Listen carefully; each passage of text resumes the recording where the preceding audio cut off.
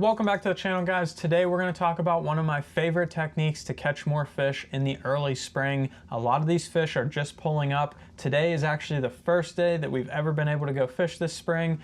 We will be fishing in today's video. We're just starting in the studio because it was so cold out there when I went this weekend. I didn't want to sit out there and talk through everything, so I figured I'd do the talking portion inside, and I sucked it up and went out there and fished for you guys. I literally had to take a hair dryer to my boat receiver to get it on my trailer to go fishing yesterday, but was it worth it? We caught a ton of fish, so stay tuned for the rest of today's video. We're actually gonna catch a bunch of fish later today. What we're talking about today is how to catch more fish in the early spring. So we're not gonna talk specifically about a certain bait. While this is one of my favorite baits, a flat-sided crankbait right here, you could use literally any bait with this technique I'm about to tell you about. So I have jerk baits, I have jigs, I have lipless crankbaits, all kinds of stuff. You could use whatever you want. It depends on the cover that you're fishing. That's the main emphasis that I want to focus on here. If you're fishing a grass lake, this isn't going to work for you. You might need that lipless crankbait. If you're fishing a lake that has rock and wood like we were, the flat-sided crankbait might be better. Your water might be warmer, so a square bill crankbait might work better. It depends on what you're doing. Your fish might suspend and use the jerkbait. Don't worry about the bait that I'm using. I will talk about it throughout the day fishing, but the main thing that I want to focus on is the technique. There's a certain thing that these fish do in the early spring that if you can notice it when you're out there fishing and pay attention, once you get a couple bites, you can piece this pattern together and you can absolutely wreck them no matter how cold the water is. We had freezing cold water conditions this weekend. It was in the low to mid 40s, and we caught upwards of 20 bass this weekend on a day, couple hours out there on the water. So something that I've learned over the years, we're gonna talk through that technique, and what that technique is fishing extremely slow. Now, you're probably thinking, how do you fish a crankbait extremely slow? What I mean by fishing slow is find an area where these fish are 100%. So there's gonna be places, a lot of dead water this time of year. Fish will not be on flat, shallow banks. They're not just gonna get up there just because they wanna be up there. They're gonna relate to an area. They're coming from their wintering spots. They're eventually going to go to a spawning area. They're gonna stop somewhere in between, and they can move relatively quickly, but there's an area that they're gonna go to every year.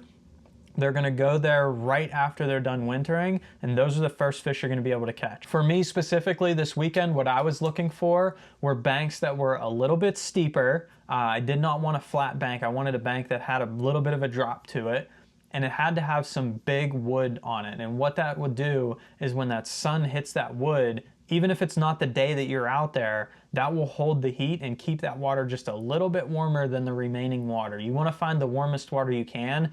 1 degree can make all the difference. I fished in an area that usually I catch fish in the springtime, but we had some cold rain and the water temp was 1 degree colder than the rest of the lake. I got 0 bites in that area, but as soon as I left that area and fished other places that looked exactly like it, I caught more fish because the water was 1 degree warmer. It might not seem like a lot, but that can make all the difference in the springtime. So pay attention to that. Once you find these areas and pick them out, so I found my steeper banks, it had the wood and it had crappie around. I could see them on my live scope. When I knew that's the main forage in that lake, they have crappie and bluegill. So when I found those schools of bait fish, it could be shad, whatever it is in your lake, I knew that the food was nearby. They didn't have to move a lot, expend a lot of energy to get food, and they could hang out in that warmer water. I would take hundreds of casts all down that bank, where usually in the springtime, once those fish get feeding, you can take a crankbait and just cover a lot of water. I was covering a lot of water in a small space. So I will find an area, it could be a 100-yard stretch, it could be a quarter-mile stretch, it could be whatever it is, 50 feet. Wherever that area is where those fish should be, I would start and I'd fish as slow as I could and make repetitive casts to all the pieces of wood, make 20, 30, 40 casts at a piece of wood and just reel it really slowly, hit it from different angles, make sure that crankbait was bumping into the wood, trying to get that reaction bite. I would reel it really slowly, so I have the 6 gear ratio on here. I would get it down in the piece of wood, and then I'd slow my reel handle down just so that I could keep it bouncing into that piece of wood really slowly. that's what I mean by fishing slow, and that's going to be how you catch more fish. So that's a quick recap or summary of what we're about to go do. Now we're going to head out on the lake, which had already happened, but we're going to show you how we put this in action and catch a bunch of fish using this flat-sided crankbait or whatever bait you want to use. So let's head out on the water.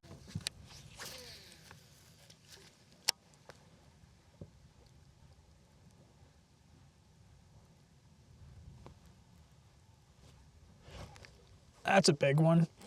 That's a real big one.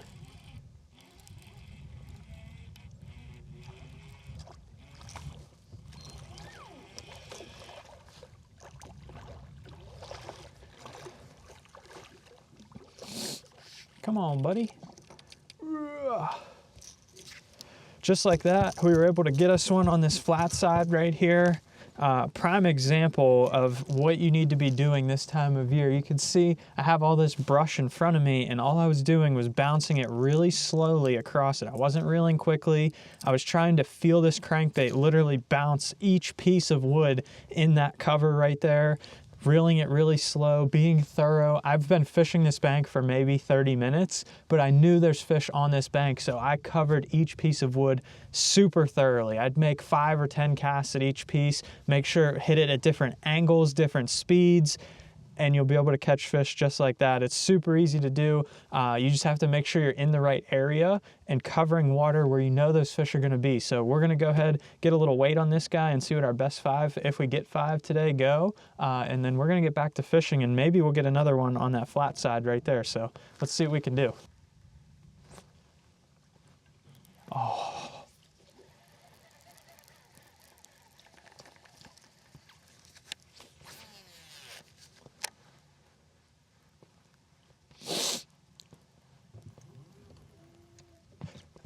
That's a fish. That's a big fish. Oh my gosh, they're chewing it.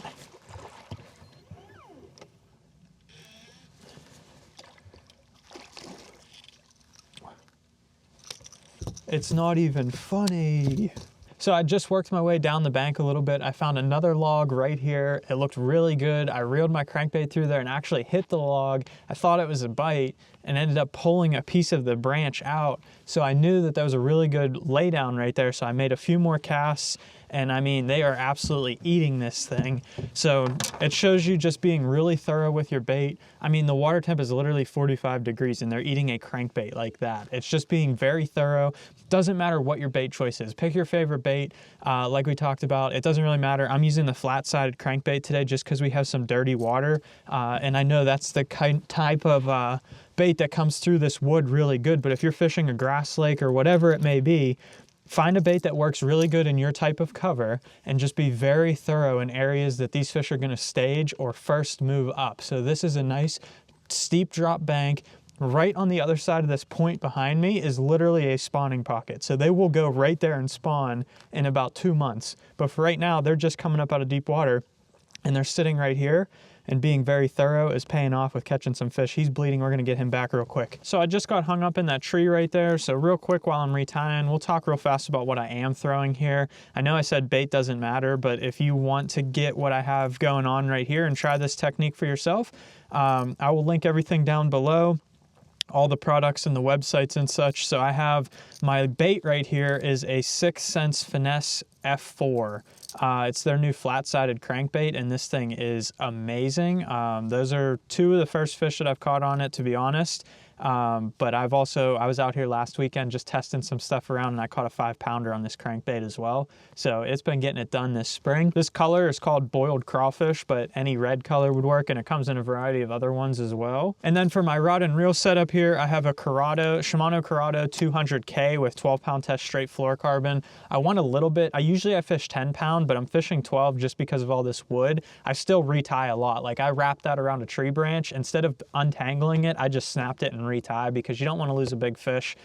This technique, while it is great, you are only going to get a few bites doing this in the springtime. A lot of people think you need to cover a ton of water, fish a bunch of area, and that's how you're going to get all your bites. But really, it's get into a couple good areas where you know the fish are and fish really slowly. And honestly, you're going to catch more fish doing that than you will if you just tied this crankbait on and whipped this thing all day long around this entire lake as fast as you could go. You just being more thorough is going to catch you more fish. And then I've been loving this rod right here. This is the Cashin Core crankbait rod. It's a 7-foot medium heavy, and it's perfect square bill rod, flat-sided crankbait rod. Throwing these smaller crankbaits, it's been working awesome. So we're going to get right back to it here, work our way up to this point, and then we're going to make a little move down the lake, try and get into some dirtier water, maybe see if we can find some bigger fish or some warmer water. So let's get after it.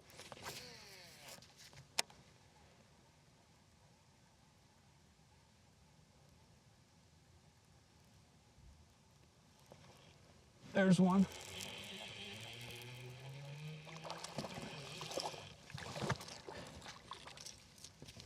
Not a big one, but that is another one doing that same thing, just working it real slow. If you noticed on that retrieve right there, once I got it under that tree and down to the bottom, I slowed my reel down and just really let it bounce along the bottom and was able to get us another one for the day. So we're up to 3 fish today. We're gonna keep on fishing, but we're actually gonna move on to filming another video. So I hope you guys enjoyed today's video. If you wanna see some other baits you should be throwing right now in the month of March, go ahead and check this video out right here. Make sure you hit that subscribe button down below, and thanks for watching. See you later.